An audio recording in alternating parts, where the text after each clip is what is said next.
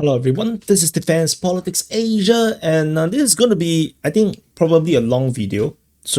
And this is the new National Security Strategy of the United States, published November 2025, I think a week ago or something. So, so this you can clearly see on the URL is White House.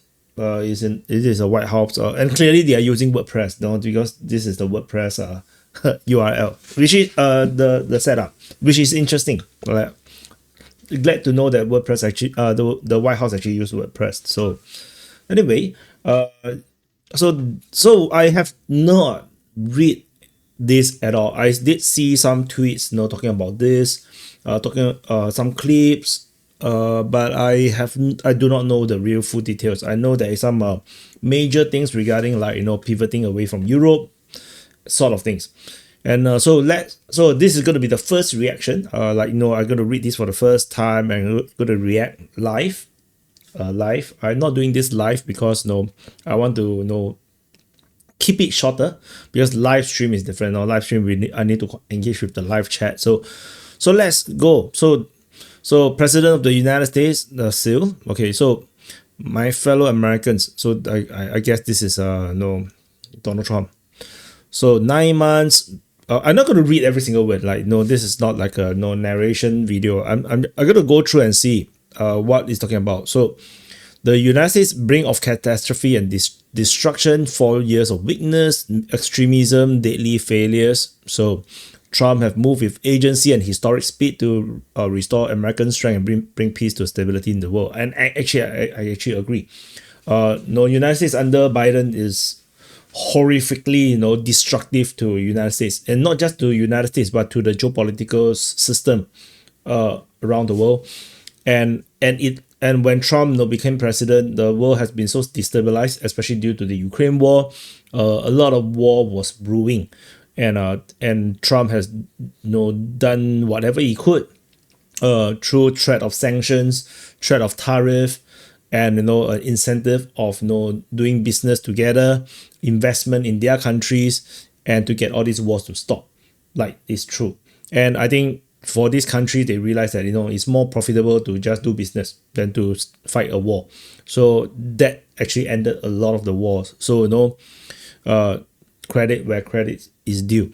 So they have strengthened the military with $1 trillion. They get rid of the gender ideology and woke stuff from the military. They rebuilt the alliances. They forced the NATO allies to contribute more to common defense, raising defense spending from 2% to 5% of GDP, which is actually super damaging to the European countries, because they are not that rich. They are actually like, they use a lot of credit cards and loans, sort of things, like a human, like as if you're human. As a human being, they probably like swipe their credit card too much. So they gotta so they unleash American energy production and stuff, and historic tariff to bring critical industry back. So these are all true stories. All these are real. So then they do the midnight hammer, where they hit Iran nuclear facilities. They declare drug cartels and foreign gangs as foreign terrorists. And then they end all the wars. So that's Donald Trump saying what he always says. So yeah, so that's his signature, the famous Donald Trump signature. So the table content, we're gonna have what is American strategy, then the strategy, how the American strategy went astray, and the correction by Trump, then what the US want overall and from the world. And then what is how America is going to get them, and then their principal priorities in the regions. So it's going to be, like I said, it's going to be a pretty long video. Introduction. So maybe you can read. So I zoom in bigger. So to ensure America remains the world's strongest, richest, and more powerful and most successful country to come for the decades to come, they need a strategy. So I just want to say, a lot of you guys may be anti-United States, or you guys are totally distrustful of the United States, but there's no reason for United States to destroy itself, unless it's Biden, But so United States trying to maintain themselves as the hegemony in the world is logical. It's just a normal common sense thing that they would try to do. So just like Russia will defend its hegemony, the regional hegemony, and China will automatically also try to expand their zone of control or to expand and become the predominant power, at least in their region. All these are common sense and normal things to do. So like the African countries are overthrowing France, influence so that they can have more independence, more control over their resources and earn more money and raise poverty. Like all these are logical, normal things to do. Illogical things to do is like Europe, trying to support Ukraine with no lines, no limits, and with no exit strategy, and then continue to throw money in. That's illogical. And to totally break ties with Russia without trying to go the diplomatic route, that's illogical. So there is illogical actors in the world. That is totally normal. So that's also exists. So just want to say. So strategy is a concrete, realistic plan that explains the essential connections between ends and means. Should I use this? No, okay, it's a bad idea. So and begin the accurate assessment. Okay, blah blah blah blah blah. Okay, not every country issue and causes worthy can be of the focus of the American strategy. So the purpose of foreign policy is the protection of the core national interest, which is the sole focus of the strategy.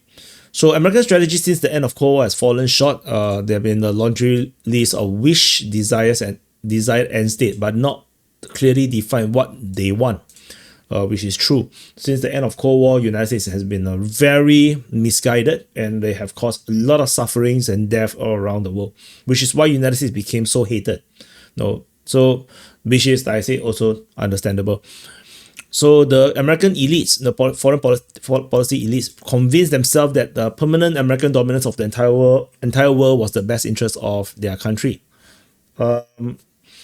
Yet the affairs of other countries are our own concern only if their activities directly threatens our interests. Okay, so the elites badly miscalculated Americans' willingness to shoulder forever global burdens and saw no connection with national interest. So the elites miscalculated because they want to shoulder forever global burdens, which there is no national interest in. So which is like the woke thing, the democratic thing, they overestimated the Americans' ability to fund massive welfare regulatory administrative state along with a massive military, diplomatic, intelligence, foreign aid complex. Basically trying to do everything at once, and hugely misguided and destructive bet on globalism and so-called free trade that hollow out the middle class and the industrial base where the American economic and military preeminence depend on, which is also true. They allow allies and partners to offload the cost of their defense on the American people and suck them into conflicts and controversies central to their interests, but is irrelevant to the Americans, which is true. One of the examples is Israel. Israel consistently suck Americans into their stuff, and which is largely not very relevant to United States interests. It was United States interest when United States was still in the misguided policy of wanting to do regime changes all over the place. So I think under Trump's, unless it's in the Americas, I think the regime changes is not exactly that important to the United States for now. So blah blah blah blah blah blah blah. So Trump wanted to do change, correction. So right leadership make right choices, and so blah blah blah, praise, and okay. So question before us: what should the United States want, and what is the means to get it? Okay, blah blah blah. So what should the US want? Okay, first and foremost, survival and safety of US as an independent sovereign republic, sensible. And God-given natural rights of its citizens prioritizes their welfare interests. And this line is a very interesting thing because United States has not been prioritizing the rights of their citizens and well-being for a super long time. So since forever, which is why the US healthcare has been one of the most expensive and most inefficient in the world. One of the most expensive and most inefficient. So these are all probably going to be changing. So they will protect people, their economy, attack foreign influence, blah blah blah. Espionage, predatory trade practices, drug human trafficking, destructive propaganda, influence operations, cultural subversions, okay, and other threats to the nation. So one, full control over the borders, immigration system, transportation networks. Okay, then yeah, nothing special about this. Resilient national infrastructure that can withstand natural disaster, fight foreign threats, and mitigate any events that can cause harm to American people and economy. Okay, they want to recruit, train, and equip the few the world's most powerful military. Okay, and win wars quickly and decisively with lowest possible casualties. So yeah, sensible as well. And then they want the world's most powerful nuclear deterrents and next generation missiles, which I think they're behind right now to Russia, and China is catching up. So this is probably a major priority for the Americans for now, especially the ability to deal with hypersonic missiles. So and they probably learned a lot from the Iran-Israel conflict, the skirmish of the missiles and airstrike skirmish, right? They fight each other, and Iran have managed to successfully hit Israeli cities and military bases through saturation attack. This is something that no country in the world is able to defend against, tentatively, saturation attack. So this golden dome thingy that Trump is pushing for, I wonder if they will have a solution to saturation attack, because the Chinese is going to do saturation attacks, just like how the Iranians have done it. The Russians maybe could also do that, but no, based on what they have done in Ukraine, it's going to be more drone centric, because the Russians probably also learned that strategic missiles, unless you put nuclear weapons in it, it's not going to do enough, to turn any type of war. So, but for the Chinese, they probably is still using very similar to Iranians tactics, where you saturate with like countless missiles and rocket strikes. So, and however, I'm not entirely sure if the Chinese is going to hit the United States. They're probably going to hit Japan and Taiwan first and foremost. So, but anyway, that's also American interest, which the Americans need to find a way to defend against that. So they want the strongest, most dynamic, most innovative, and most advanced economy. Okay, so that's yeah, very Trumpish. So economy needs to have widespread, broad-based prosperity that creates upwards mobility and rewards hard work. This is the American dream, and this American dream has also been dead for quite some time. Only not a lot of people, I think, in the United States have been able to chase the American dream like in a very effective way, because the economy has been pretty dull in United States for quite 2 decades already, I think.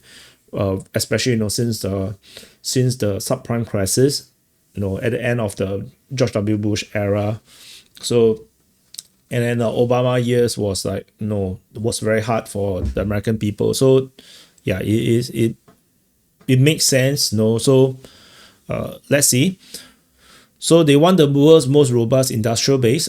Let's see how the Americans going to get there, because China still is still the world's factory for now, and a lot of stuff you may not want to absolutely bring back into United States, because that will cause absolute trade imbalances, like what happened with China and the rest of the world. So America need to be able to buy stuff from other countries, so the other country can buy stuff from United States, because if not, then it's going to be like a new China. Like United States will just become another China, and that it will just be unbalanced trade, and it's going to be difficult as well to maintain for any country. So I would say that the industrial base is going to be limited, but limited in terms of the lower level industry. The higher level, the high tech one will probably be the main focus. But let's see, because robotics and AI might change everything. So because the strong industrial sector is required for wartime production demands, so that makes sense. So industrial strength must become the highest priority of national economic policy, which is what Trump has been forcing everybody to invest in the United States to do. So yeah, and he's so far have been pretty successful at bringing in the money. So yeah, so they want to become a leading export industry in their own rights. So let's see how that works. So they want to be the world's most scientifically and technologically advanced innovative countries. So United States generally is still that country, but it's getting caught up. The China is catching up very soon. So yeah. So that is something. Oops. So that's something that United States is going to be prioritizing. So they want to maintain U.S. unrivaled soft power. I'm not sure if the soft power is still that big nowadays. It was very strong 20 years ago. Now, yeah, 20, 30 years ago, US soft power is really strong. Not the past 10 years is actually terrible, I would say. Nobody want to follow United States because of this woke bullshit, Yeah, they will be unapologetic with the country's past and present while respectful of other countries' differing culture, religion, government systems. So they just want to be a positive influence throughout the world. So soft power that serves America's true national interest is effective only if we believe in the inherent greatness and decency. Okay, decency is very important, restoration or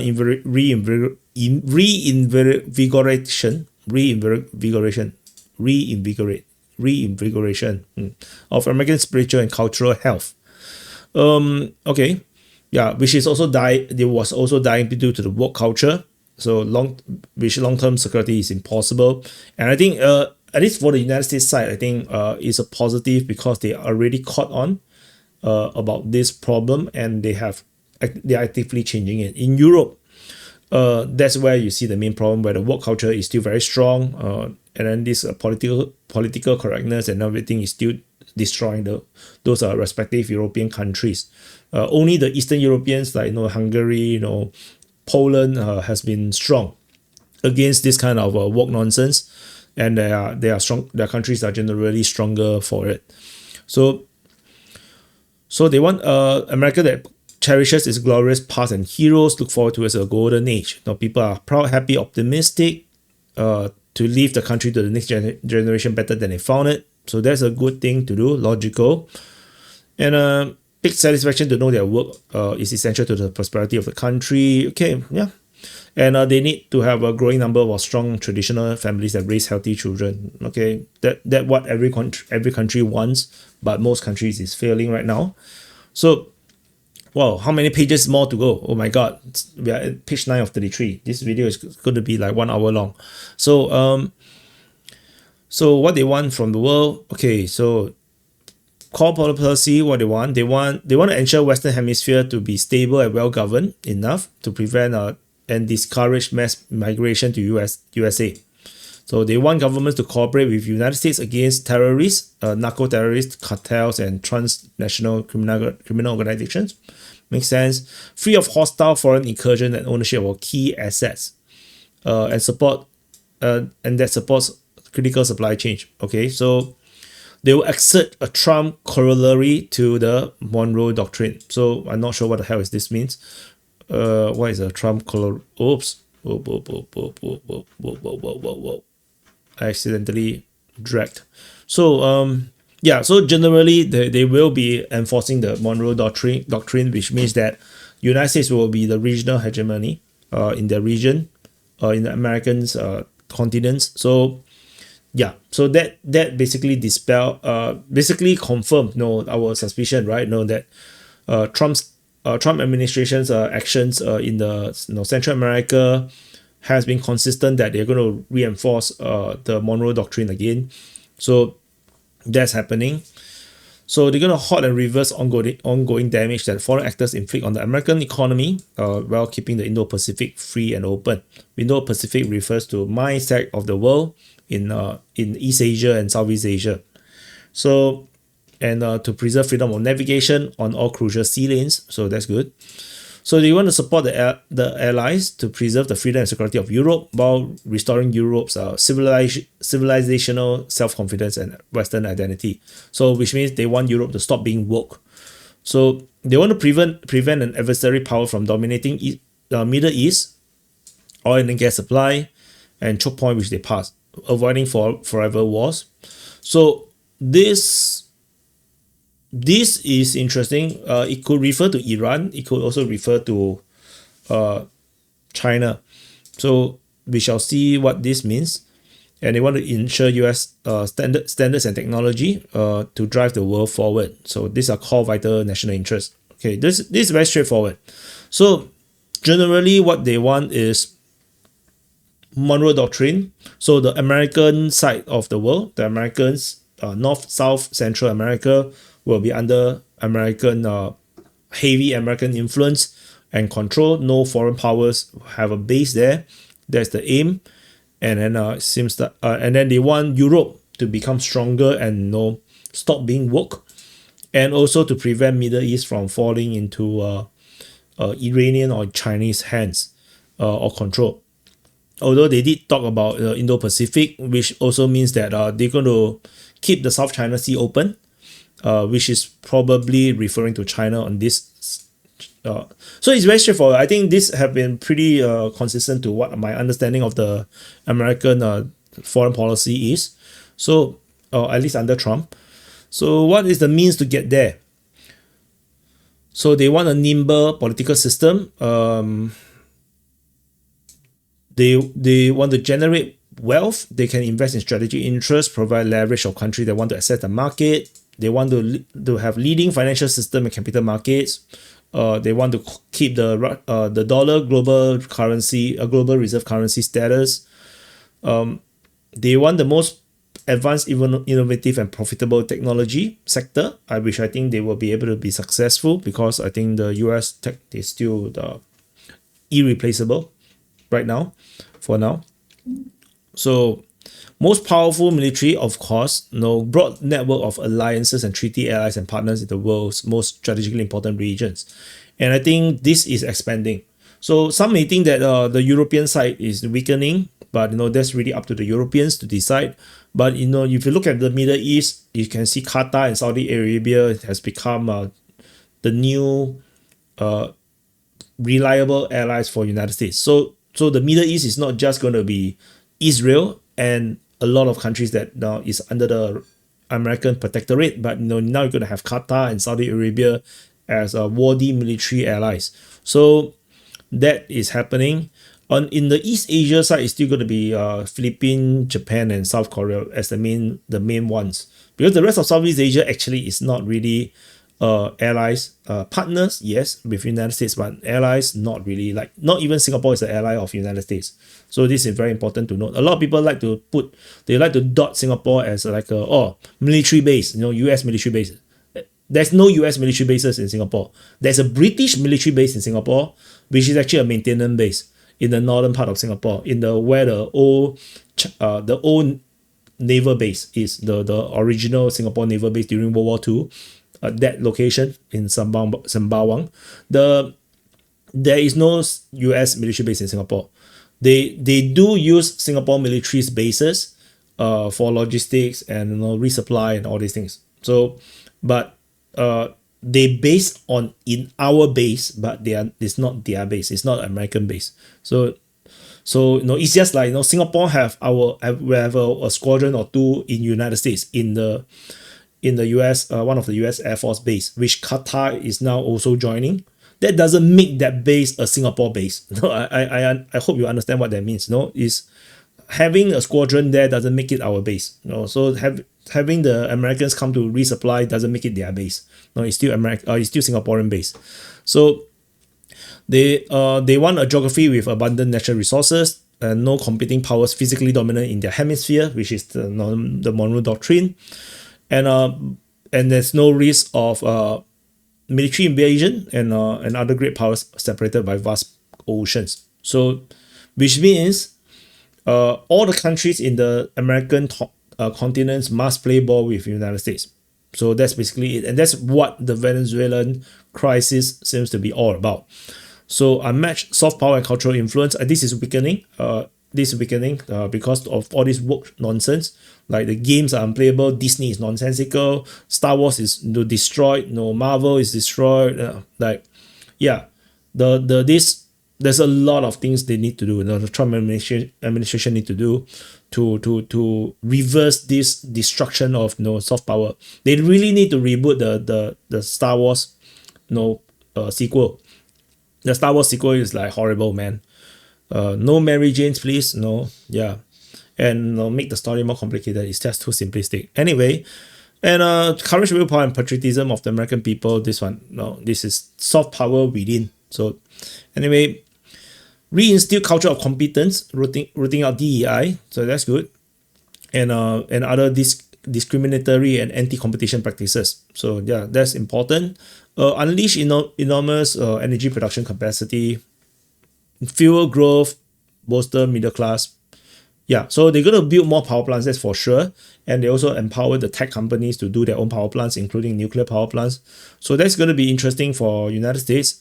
Reindustrialize the economy, support middle class again. So they want to build more jobs. So that's also very good for United States.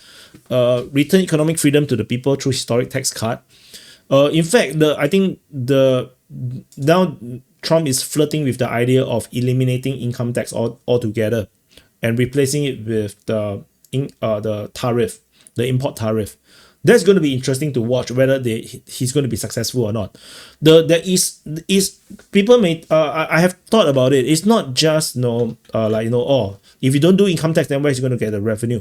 I think one of the main thing is that if you remove income tax, then people is going to have more money to spend on stuff, which means they will boost the internal economy. The GDP is going to increase significantly because they don't need to spend on tax. They're going to be able to buy that furniture or that electronic or that appliances that they have been wanting to get for a long time. They'll be able to save more money to maybe buy a new house, buy a new car, build business, because if you don't have the income tax, then you can have all this extra money to build your dream business.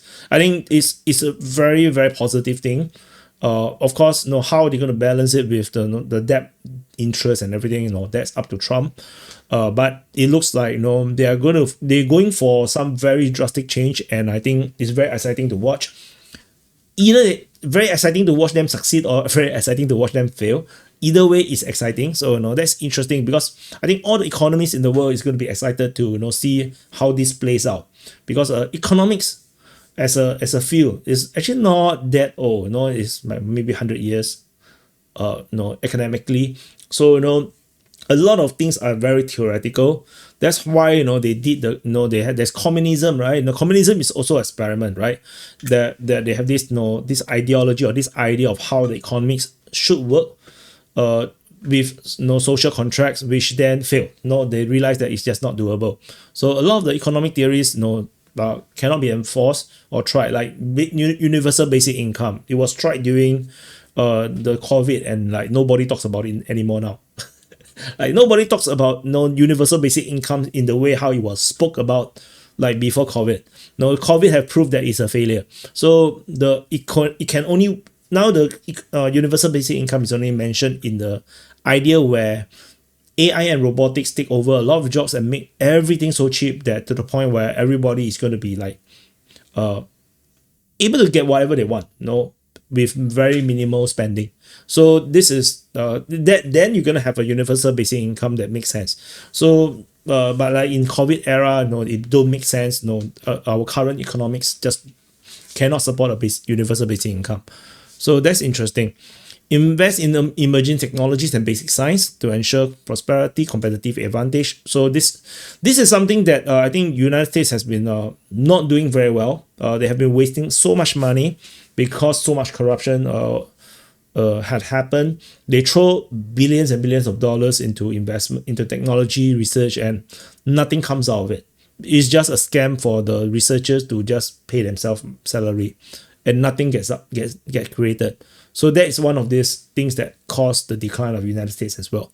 So the strategy is pragmatic without being pragmatist, and realistic without being a realist, idealistic and without it's count just American first. Okay, the American first. Okay, all this all this just means that flexible. Just be flexible. And And so these are all self-praising stuff, not important. Self-praising shit, not important. Blah blah blah blah blah blah blah blah blah. So focused definition of national interest. So administration have often published national security strategies that expand the definition of American interests that have no issues and endeavors that consider outside of its scope. To focus on everything is to focus on nothing. So core national interest shall be the focus. Okay. And I actually do think that United States under Trump this past year, it does feels like the Americans' focus is much more narrower, more straightforward, and less scattered. Like, if you look at, during the Biden years, U.S. national interest is very scattered. It's like it's all over the place and nothing gets done. Like, it's just so watered down. Nothing seems to be focused, and there's a lot of wastage and inefficiency. The under Trump is like, things get really actually very, very focused.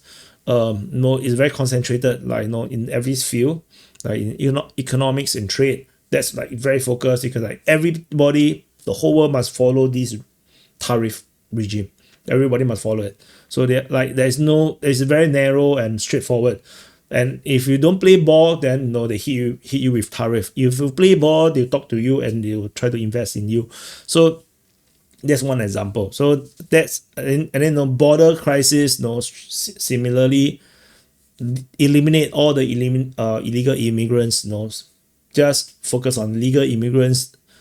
Very straightforward. I think things is much more simpler and easier to understand right now in the United States. So peace through strength. So peace through strength. So what maintain strongest economy, most advanced technology, and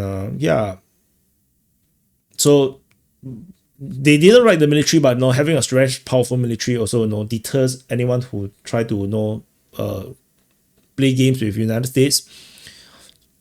So predisposition to non-interventionism. Okay, so the American founder laid a clear preference for non-interventionism in the affairs of other countries, and clearly the United States have not been doing this over the past 30 years.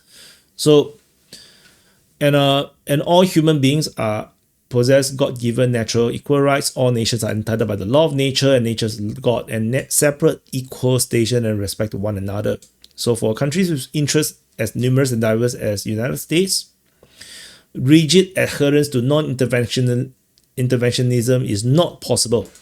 But yet this disposition should set a high bar what constitutes for a justified intervention. Okay, very vague statement, but they just say that they will still intervene. So flexible realism. So this is what I already said. They're going to be flexible, but realistic. So, and they seek good relationship, peaceful commercial relationship. They will not impose the other countries on a social change or democratic change, which differs from their tradition and histories. There's nothing inconsistent or hypocritical in acting according to realistic assessment, or maintaining good relationship with countries whose governing systems and social societies differ, like North Korea or Russia. So in fact, North Korea is just way more different. So yeah, primacy of nations. The world's political unit is and remain nation state. So they want every country to put their interests first and guard their sovereignty. Okay. So US also will put their own interests first in relation to other countries, and they encourage other countries to prioritize their own interests as well. This is something that I've mentioned in a long time. This has been the case since the first term of Trump. So he has been asking other countries to also focus on their own national interests first, because the main reason is when every country put their own country first, then it's easier to negotiate actually, because you it's easier to predict what they want. It's easier to do negotiations. Of course, you're not going to agree with everything. History legend is messaging me.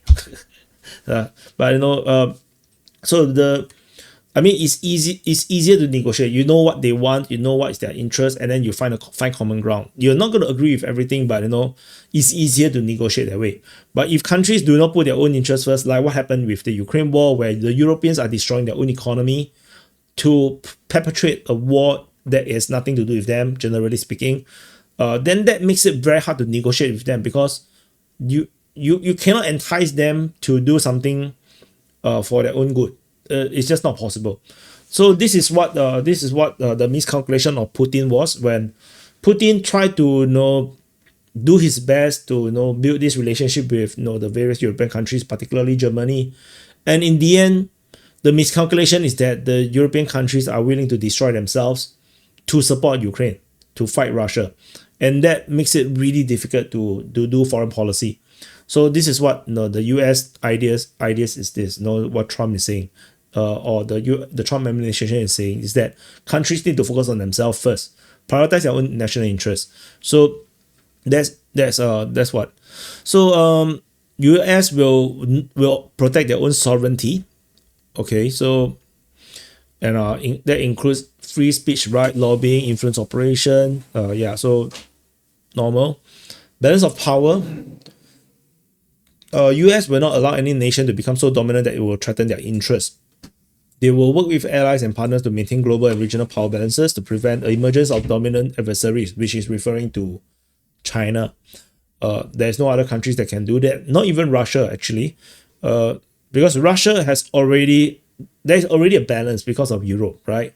Europe by population is bigger than, as a collective, is bigger than Russia. Economically, is bigger than Russia.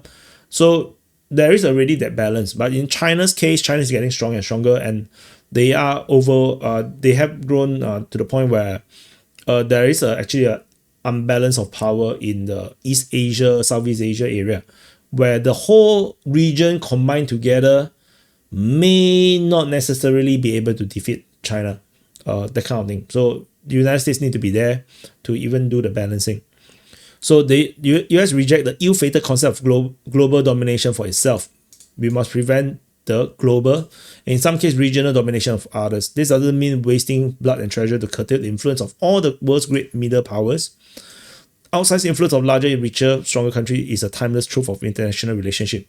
This reality sometimes entails working with partners to thwart ambitions that threaten joint interests.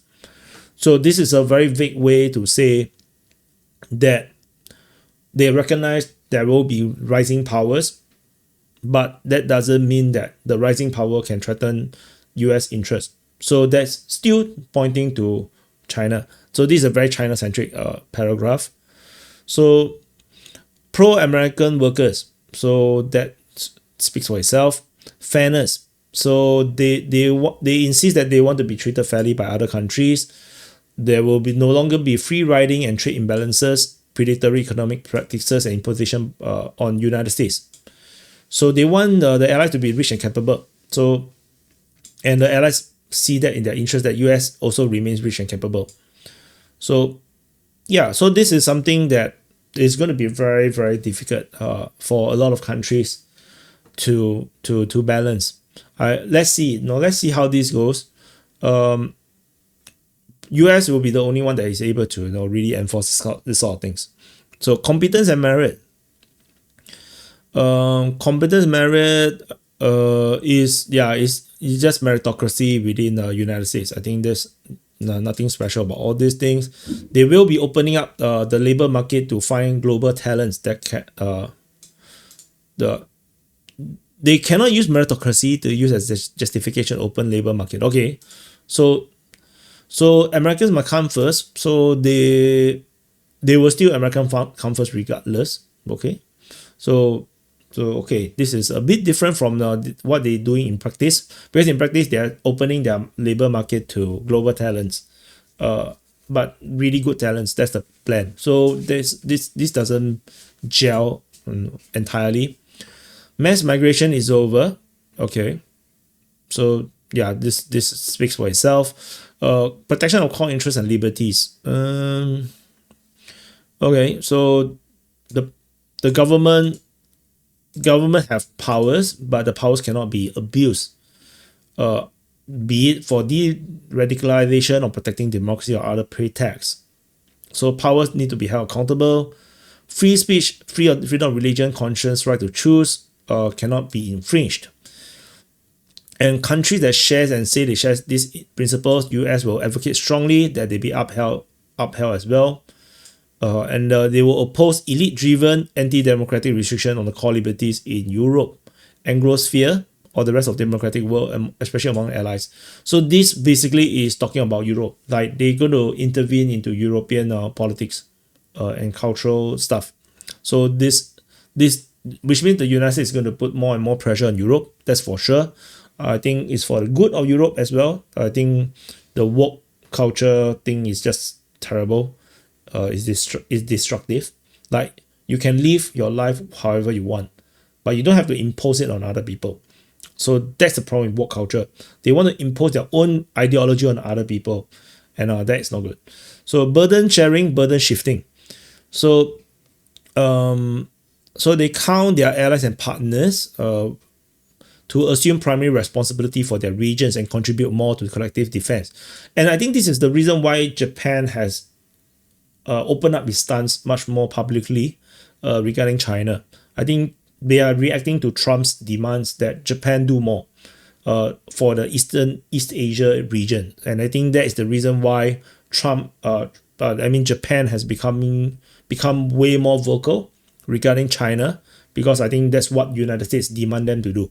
So that's probably what had happened. And honestly, Southeast Asia welcomes Japan's more vocal stance. You may disagree, but that's the truth. My Prime Minister, the Singapore Prime Minister, have said just as much, that actually in our region, particularly let's say just Singapore alone, but generally Southeast Asia, we are very happy that Japan is going to do more and say more and be able to help to be a counterbalance to China's power in the region.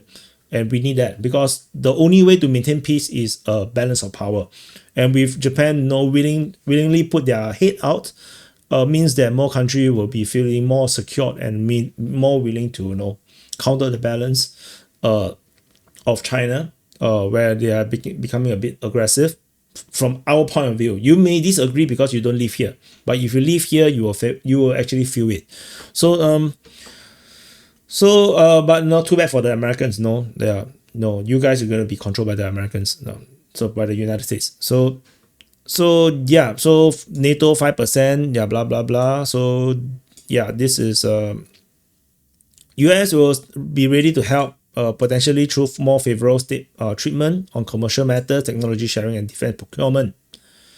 To the countries that are more willing to take more responsibility for the security of their neighborhood. This is a spelling error. It's not counties, it's countries. So realignment through peace. Seeking peace deals, okay, it's an effective way to increase stability and strengthen American global influence. And that is true, because all these peace agreements that Trump has been pushing actually also help to strengthen American influence in those countries that had all these conflicts. So they stop the conflict, they trade with United States more. United States have a vested interest in these countries. Is a great way to spread American influence and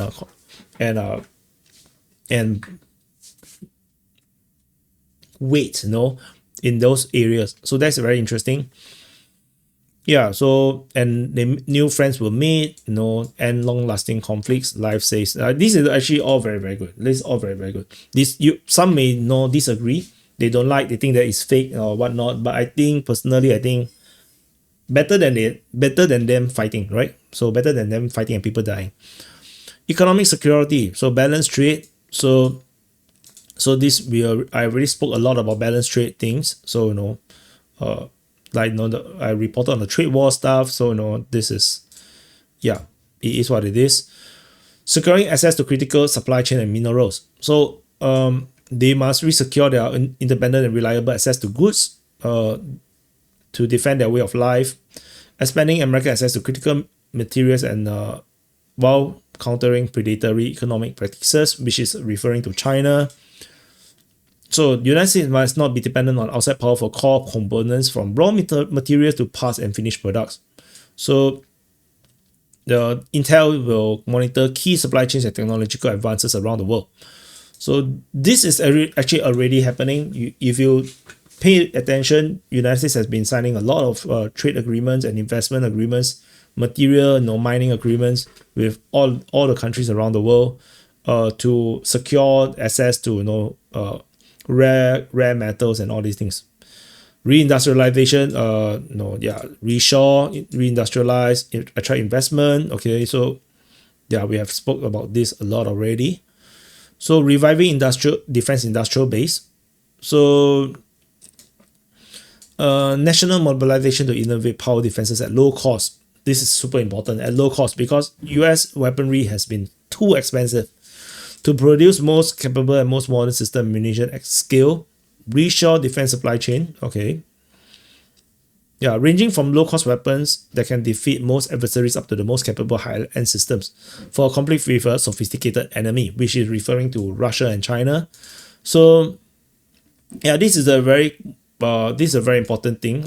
Like United States is really wasteful with their money when come to military research and technology. So, no, this is a good thing for USA. Energy dominance. Okay, so drill, whatnot. Okay, so whatever. Financial sector dominance. This is like this is a given. I think United States was, as long as the US dollar is still the reserve currency, I mean, yeah, US will still be the dominant financial sector. So the regions. So the customary for documents to mention every part of the world. And then end up they become very bloated and unfocused. So to focus and prioritize is to acknowledge not everything matters equally to everybody. So okay, so they need to be a bit more political correct about that. They scared some countries may feel very they get emotional damage, like, oh no, US is not focusing on us. So Western Hemisphere. So US will reassert and enforce the Monroe Doctrine. Okay, so we already covered this. They will deny non-hemispheric competitors the ability to position forces or threaten their capabilities or control strategic vital assets. So this already makes sense. They will at least establish friends in the hemisphere to control migration, stop drug flow, and strengthen stability.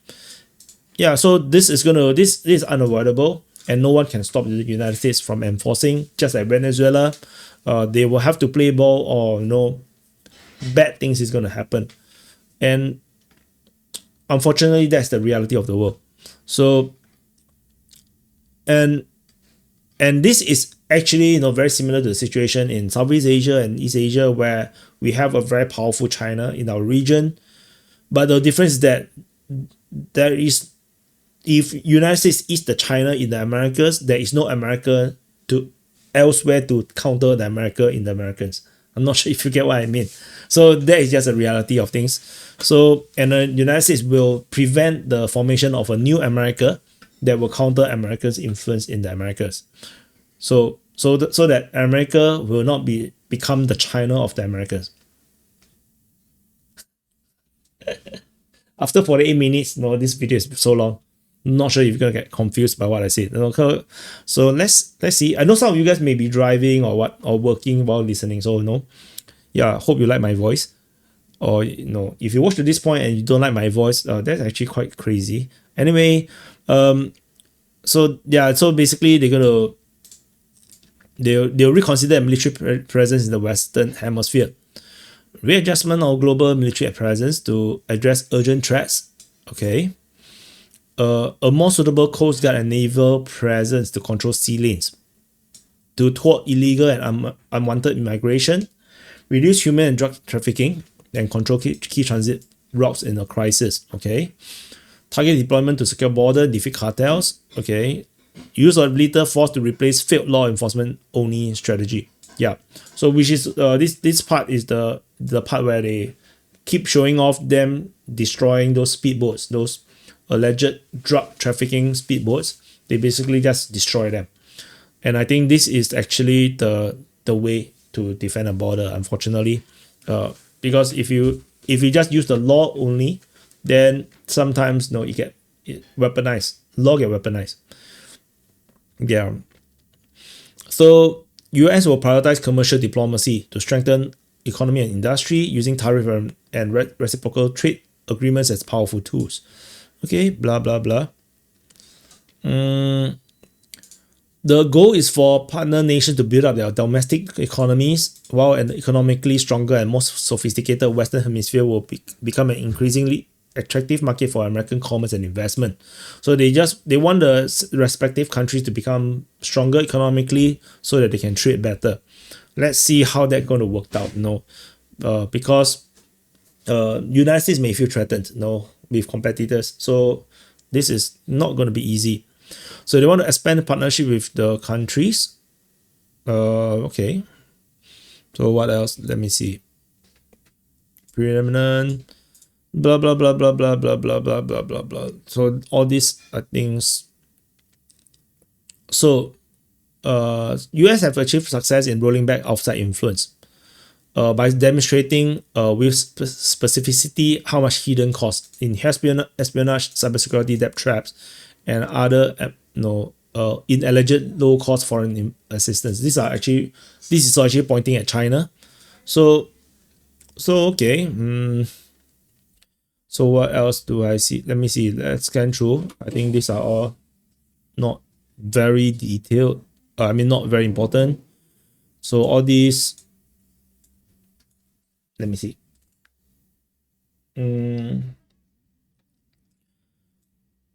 Yeah, I think scanning through looks pretty much the macro we have already mentioned. So nothing new.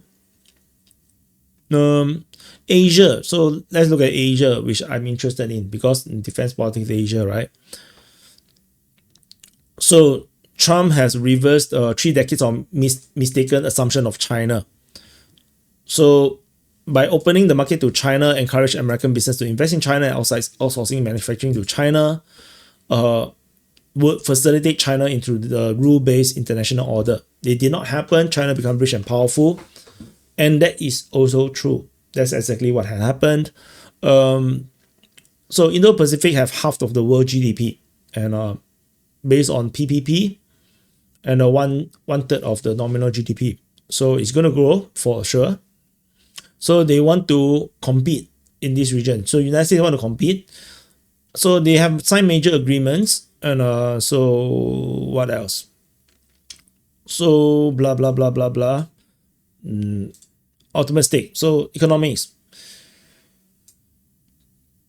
China opened up is to the world, but the commercial relationship really remains fundamentally unbalanced. So China adapted to the shift of tariff policy by strengthening its hold on supply chains, and particularly in the world's low and middle income. So among the greatest economic battlegrounds in the coming decades. So China's export to low-income countries doubled in the 4 years under Biden, and the United States import goods indirectly from middlemen and Chinese-built factories in dozens of countries, which is true. So is China's export to low-income countries are now 4 times the its export to United States. So that is also major. And Trump took office in 2017. China export to the US stood at 4% of its GDP, has fallen to 2%. So going forward, they will rebalance US economic relationship with China, prioritizing reciprocity and fairness. Okay, blah blah blah. We should be headed from maintaining a genuine mutually advantageous economic relationship. So headed from present 30 trillion economy in 2025 to 40 trillion in 2030s. So okay, that doesn't look like anything. Let's just say that US economy is going to grow. Let's see. They want to end predatory and state direct subsidies and industry strategies.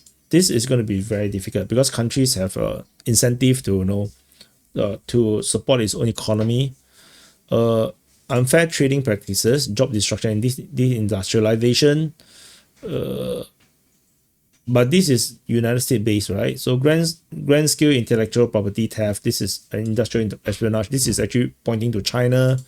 Threats against supply chain that risk U.S. access to critical resources. This is also pointing to China. Export of fentanyl precursors, also referring to China. Propaganda and influence operations, also mostly China. So U.S. now must work with allies and partners and to counter predatory economic practices, and use combined economic power to safeguard prime position in the world economy and ensure allied economies do not become subordinate to competing powers. So this is saying that they need to work together against China. So all the so-called allies and partners with United States must work against China under the US leadership. They will improve commercial and relationship with India to encourage India to contribute to the Indo-Pacific security. So they want India to step up on the Southeast Asia side of things, and to continue the Quad with Australia, Japan, and United States. Yeah, so that's interesting because the Quad is actually a very formidable alliance if it ever become one. So work with the action of allied partners to join interests to prevent domination of China. This is basically China. So they're going to invest in research, advantage. Okay, all these no, we already mentioned before. A lot of repeating points. So U.S. critical relationship with American private sector, maintain surveillance of persistent threat. Blah blah blah. This still nothing special. Rebalance global trade relationship. They make it clear to the allies the current deficit is unsustainable, so they encourage every country to adopt trade policies that help rebalance China's economy towards household consumption. Because Southeast Asia, Latin America, and the Middle East cannot absorb China's enormous excess capacity. The exporting nations of Europe and Asia can also look to middle-income countries as limited but growing market for their export. So they want the countries to trade more among each other than just to buy up China goods. I think that's the main gist of what this is talking about. So basically, to rebalance global trading relationships, they want every country to trade more with each other rather than just buy up China's excess capacity. So the China have recycled 1.3 trillion of its trade surpluses into loans to its trading partners. So tentatively, there is the USA and the allies have not have a joint plan for the global south, but together have tremendous resources. So mission creep has undermined some of these institutions' effectiveness, and this administration is dedicated to use its leadership position to implement reform to ensure they serve American interests. Okay. Blah blah blah blah. So they want to become the global partner of first choice, dominant position for key technologies. Blah blah blah. It's the same stuff. All these are not important. Deterring military threat. Okay, powerful military done. Okay, so conventional military balance. So dominant Taiwan dominance in semiconductor production. But most because Taiwan provide direct access to the second island chain and split Northeast and Southeast Asia into two distinct theaters. So deterring a conflict over Taiwan, ideally preserving military overmatch is a priority. Okay. Maintain long-standing declaratory policy on Taiwan means United States does not support any unilateral change of status quo in the Taiwan Strait. This is something that I've mentioned so many times, that no one in the region, in fact no one in the world want any change to the situation with Taiwan. Everybody just wants status quo. Nothing changes. Taiwan remains to be this gray country where it's China but also not China kind of situation, and they also do not want the mainland China to conquer Taiwan. So this, as you can see, is literally in the paper. United States do not support a Taiwan independence, but they also do not support China conquest of Taiwan. So this is basically what it means. And this is also the position of every country in East and Southeast Asia. No one wants Taiwan to go independence because it means war, but they also do not want Taiwan to conquer Taiwan because that's literally war. So yeah, so they will build a military capable of denying aggression anywhere near the first island chain, which is Taiwan.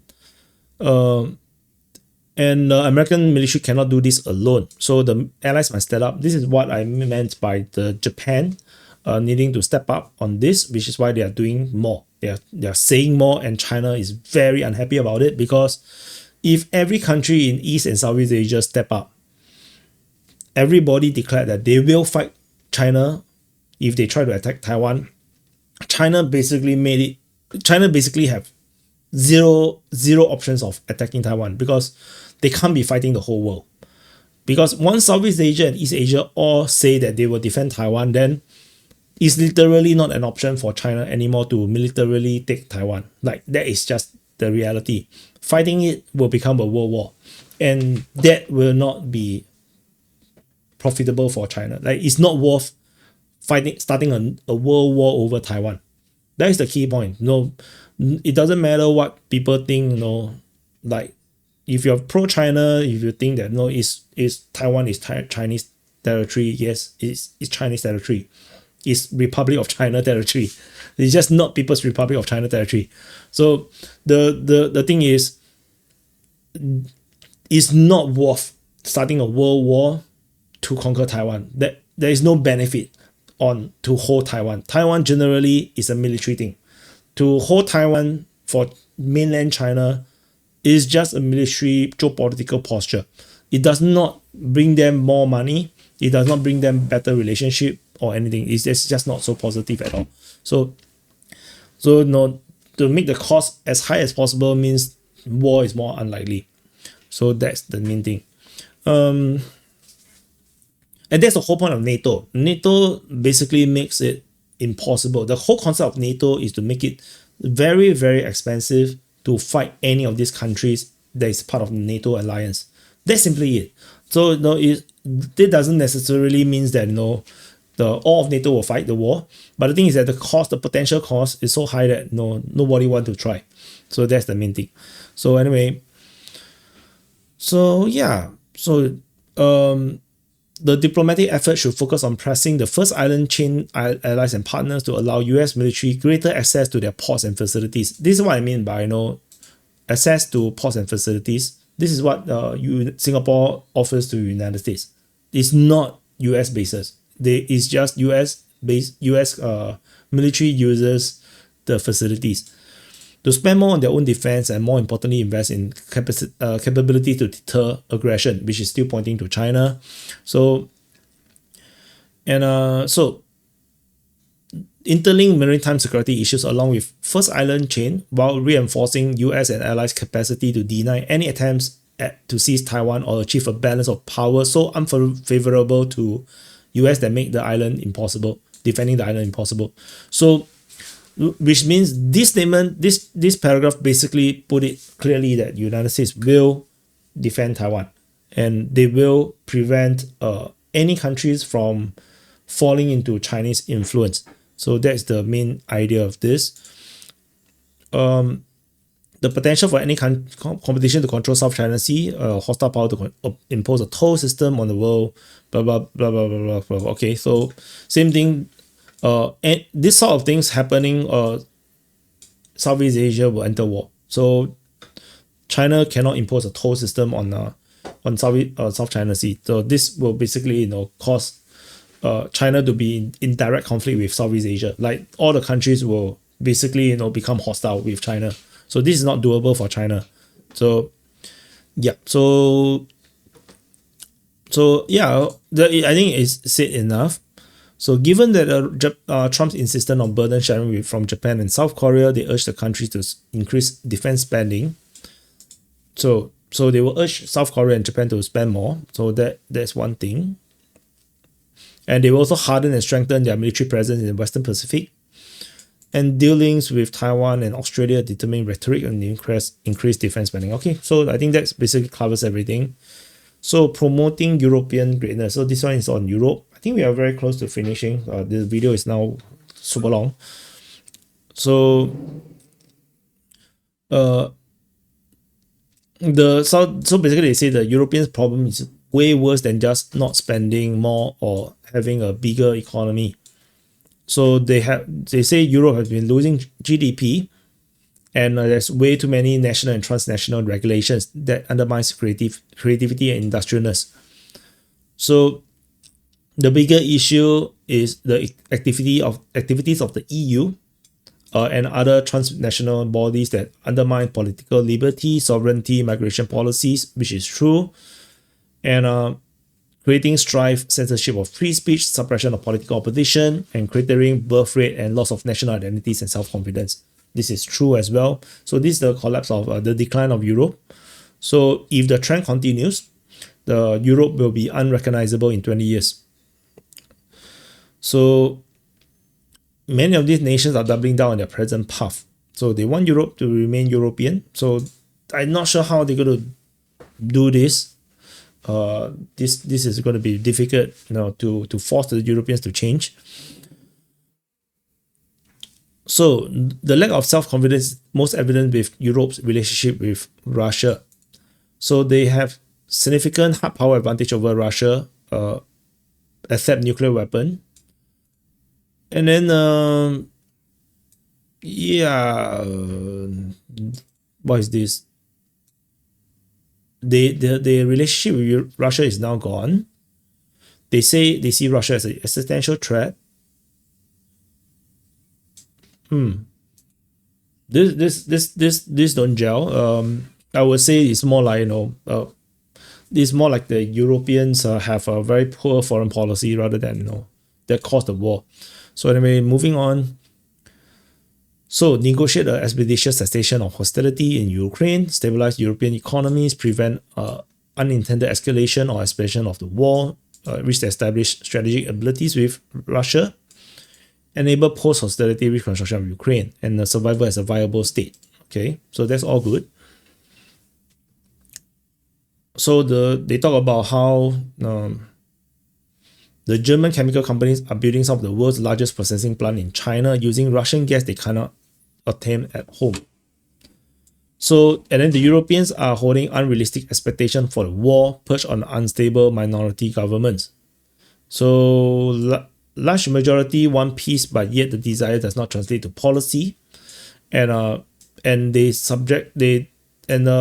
of the government's subversion of democratic processes. So the European state cannot reform themselves if they are trapped in political crisis. So basically that covers. I think all of you guys all know the situation, the problems with Europe. I think they are just basically writing the problem with Europe. And then they say that United States and Europe is very tight at the hips. Okay, NATO members were majority non-European. So over the long term, it's possible within a few decades, at the latest, certain NATO members will become majority non-Europeans. As such, it is an open question whether they will view their place in the world or their alliance with the United States the same way as those that signed the NATO Charter. So they want Europe to re-establish conditions of stability and strategic stability with Russia. They want them to be friends with Russia. They want Europe to stand on its own feet as a group of aligned sovereign nations, take care of their own defenses, not dominated by other people. They want them to cultivate resistance on the current trajectory, the woke trajectory, and probably the illegal immigration problems, maybe birth rate problems, opening European markets to US goods and services. Okay, how is that better for Europe? I'm not sure. Build up healthy nations through commercial ties, weapons sales, political collaboration. Okay. So ending perception and preventing the realities of NATO over perpetually expanding alliances. This is interesting. So United States actually feels that this idea that NATO is perpetually expanding need to end. So that means NATO will not expand further under the Trump administration. So they think that this perception and the reality that NATO keep expanding is not a good thing. So that is interesting, which means that Ukraine is not going to be able to join NATO. and encourage Europe to take action against mercantilist overcapacity, technology theft, cybersecurity, cyber espionage, and other hostile economic practices, which is pointing to China. So they want Europe to take action to combat China. So that's basically what it means. So Middle East, I think Middle East is going to be straightforward. I think there's nothing much more. So let's scroll quickly. So Iran has been greatly weakened by Israeli actions. Israel-Palestinian remains thorny, but there's a ceasefire, release of hostages. So Syria is a problem, but no, they now have a lot of support to be stabilized. So I think what else? Americans' historic reason to focus on Middle East will recede. So instead, the world will be the region will become a source and destination for international investment well beyond oil and gas, including nuclear energy, AI, and defense technologies. So it's going to be less oil focused for Middle East, which I think is good, because oil and gas is attracts military conflicts. So what else? Middle East partners demonstrate their commitment to combat radicalism, so that's good. Then they don't have to do anything more. Blah blah blah. So key relationship is to accept the region, its people, and nation as it is. So that's good. Oh, so what else? Open up the Strait of Hormuz remains open. Red Sea remains navigable. And what else? No. They want to expand the Abraham Accords to more nations in the region and other countries in the Muslim world. So what else? Africa. So that, yeah, and I say Middle East is very straightforward, like, because I think most of the work is already done. So Africa, no. So for far too long, American policy has been spreading liberal ideology. So they should look to partner with select countries to foment beneficial trade relationship and transit from a foreign aid paradigm into an investment growth paradigm. So that's good. So they have been doing this with DRC, Rwanda, Sudan, Ethiopia. Okay, so that's all these things. So this is the last page actually. So transit from an aid-focused relationship with Africa to a trade and investment-focused relationship. So that's a positive thing. So I hope this will work out. So anyway, this is the whole national security strategy document of the United States. So a very, very, very long video. So hopefully, you enjoy going through with me. I don't expect this video to do very, very well, or a lot of people will watch it because it's very boring. But anyway, that's it. Thank you for watching. Press the like button, subscribe, and I'll see you guys. And happy birthday to you if your birthday today. And I'll see you guys in the next update. Bye guys.